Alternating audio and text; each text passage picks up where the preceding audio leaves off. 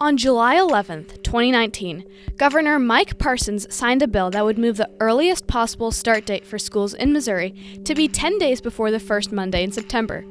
This bill will take effect in the 2020 school year. It's been floated around in the state legislature for quite a few years, and I know at one point the state representative from Sedalia felt that the early school start times were interfering with students' ability to fully participate in the Missouri State Fair, and then that kind of fell.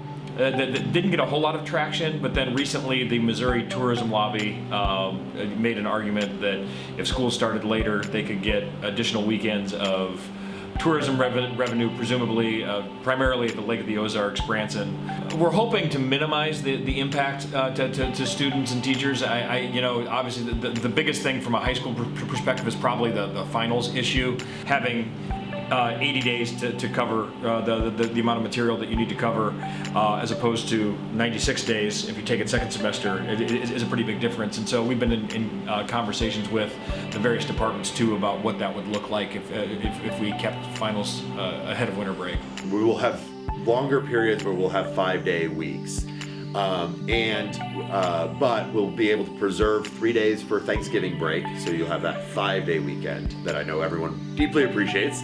And the winter break looks like it'll be a reasonable length too. We want to be careful not to just shave a whole bunch of days out of the calendar, and then adding a few minutes to each class, because in practicality, if you have a 45-minute class and the 45-minute class becomes 48 minutes, but then you meet 10 less days over the course of the year in terms of what you want to cover in that class, it's not equivalent. What it's looking like is that we're going to have fewer days for professional development, fewer days for early release, and that means for students they'll have fewer days off throughout the regular school year, but everyone had to give up something. So teachers had to give up a little bit of their professional development.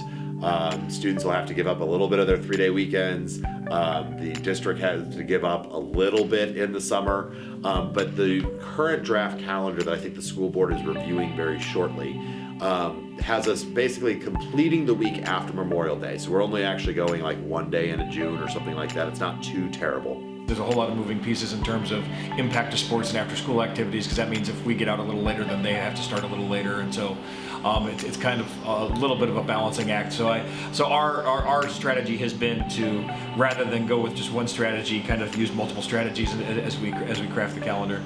Again, everyone's going to have to give somewhere. Not everyone's going to be happy with everything, but I think the calendar that the school board's going to be looking at is a pretty reasonable compromise from all the different desires that people have.